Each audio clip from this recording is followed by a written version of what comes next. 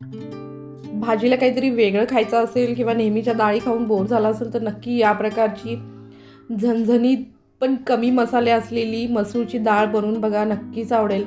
एक वाटीभर मी मसूर घेतलेली आहे. मसूर स्वच्छ धुवून घ्या आणि कुकरला 2 ते 3 शिट्ट्या करून घ्या. नेहमीच्या डाळीप्रमाणे थोडंसं मीठ टाकून. मसूर अशीही शिजते आणि कुकरला शिजली तरीही चांगली आहे आणि डायरेक्ट जर तुम्ही कढईमध्ये घेतलात तरीही शिजून जाईल. थोडंसं सुकं खोबरं, लसूण आणि कोथिंबीर मिक्सरला छान वाटून घेतली आहे.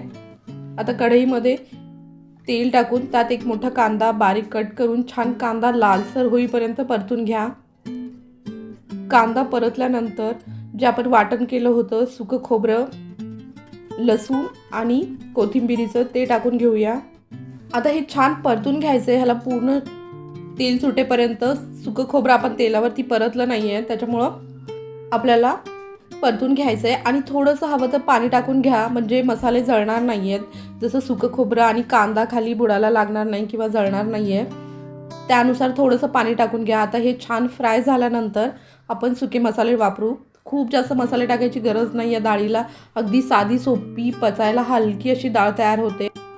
अर्धा चमचा हळद, 1.5 चमचा लाल तिखट, चवीनुसार मीठ हे परत एकदा छान तेलावरती परतून घ्यायचं आहे. आणि हे परतल्यानंतर जे आपण डाळ शिजवून घेतली होती मसूरची, जर तुम्हाला डाळ शिजवायला वेळ नसेल तर तुम्ही एक अर्धा तास मसूर भिजत ठेवा आणि डायरेक्ट जरी तुम्ही फोडणीमध्ये टाकली तरी 10 ते 15 मिनटामध्ये मसूर छान शिजते.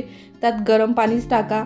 आता याला छान फ्राय केल्यानंतर वरतून अर्धा चमचा सांबार मसाला टाका. छान मस्त टेस्ट येते ह्याने.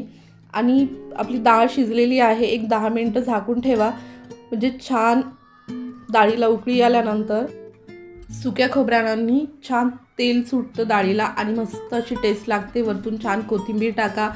लिंबासोबत, तुपासोबत मस्त अशी चव येते. व्हिडिओ आवडल्यास लाईक, शेअर, सबस्क्राईब करायला विसरू नका. थँक्यू.